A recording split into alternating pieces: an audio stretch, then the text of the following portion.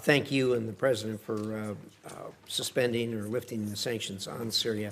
I think the next step, and I think you agree with us that both Syria and Lebanon are opportunities for us. And we need to explore the opportunities with a careful eye on what's going on to make sure it stays on track. I think the next step, as far as I'm concerned, as far as moving Syria forward, is getting personnel on the ground there. And you and I talked about the possibility of opening the embassy.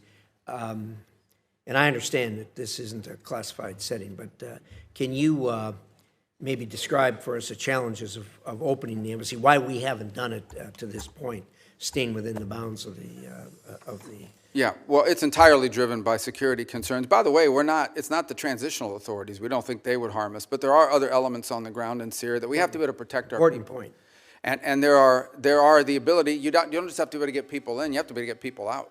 We have all kinds of requirements that are there for a reason. If someone is hurt, do you have a medical evacuation plan? Can you secure a facility from an attack from an armed group, many of whom are still running loose in the country, unfortunately? It's one of the fundamental challenges the transitional authority is facing. On the broader point of Syria, I would say when Syria, if you look at the history of the region, when Syria is unstable, the region becomes unstable. And this has certainly been true after the Arab Spring led to the Assad rebellion against Assad, and that really destabilized the entire region. And then it turned Syria, frankly, into a playground for jihadist groups, including ISIS and others that used it to operate and to destabilize their partners. So you have this change in December. And my view, which I've discussed with many of you individually, is the bad news is that the transitional authority figures, they didn't pass their background check with the FBI, okay? They've got a tough history and one that we understand. But on the flip side of it is, if we engage them, it may work out, it may not work out. If we did not engage them, it was guaranteed to not work out. In fact, it is our assessment that, frankly, the transitional authority, given the challenges they're facing, are maybe weeks, not many months, away from potential collapse and a full-scale civil war of epic proportions, basically the country splitting up. The good news is that there is a Syrian national identity. It is one of the places in the Middle East where Alawis and Druze and Christians and Sunni and Shia have lived along, and Kurds have lived alongside each other underneath the banner of a Syrian identity until it was broken by a butcher, Assad, who pitted them against each other. So they face a number of challenges. The first is they are dealing with deep internal distrust in that country because Assad deliberately pitted these groups against each other. He claimed to be the protector of the Alawis and the Christians and pitted them against the Druze or whoever else he wanted to, and the result is a deep level of distrust. The second is the displacement, upwards of 6, 7, 8 million Syrians living abroad. Very successful, by the way, in the countries they go to. But we need to figure out how we can enable the transitional authority to create an environment where they come back home, where they can come back to their homes, where they can help rebuild their economy. But what prompted the president to move quickly on sanctions? Because we had a plan. You know, we engaged with the foreign minister at the UN here in New York. We gave them a visa to come into the country. We allowed their finance minister to come to World Bank hearings or meetings here in Washington, D.C. The next step was I was going to meet with the foreign minister, and some of you may have met with him already at Munich, but I was going to meet with him in Turkey at the NATO gathering.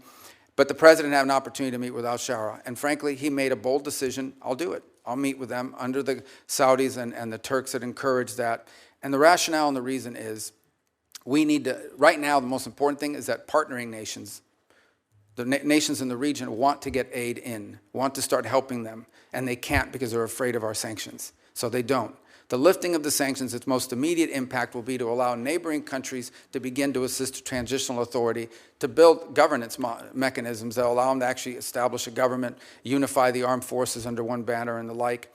But I want to be frank, that won't be enough. You know, with the Caesar Act, we can issue waivers, but these waivers, because of expirations on them, are not going to attract the kind of foreign investment. Ultimately, there's going to have to be something done congressionally or more comprehensively to ensure that if the right steps are taken, we can create an environment for private sector growth that begin to provide economic opportunity to the people of Syria. But one last point I would make is the outcome in Syria will have a deep impact on what happens inside of Lebanon, because Lebanon, too, has been hurt by a combination of clashes at the border, but also they've had to assume responsibility for some of these Syrian refugees. We believe that, by the way. So the combination, if you think about a region, let's say 2 years from now, where Syria and Lebanon are stable, that opens up incredible opportunities around the region for all kinds of peace and security and the end of conflicts and wars. Obviously, this is a big task. It's big picture thinking, but it's a historic opportunity, and one that we are obligated to try to explore and see if we can make it work. Thank you. I appreciate that, and I think we're in full agreement with this, and it is a conundrum as far as the sanctions are concerned. We've got the 6 months, but as you say, the future. It's hard to predict the future since it hasn't happened yet, as Yogi Berra used to say, and there are real issues and risks in the future.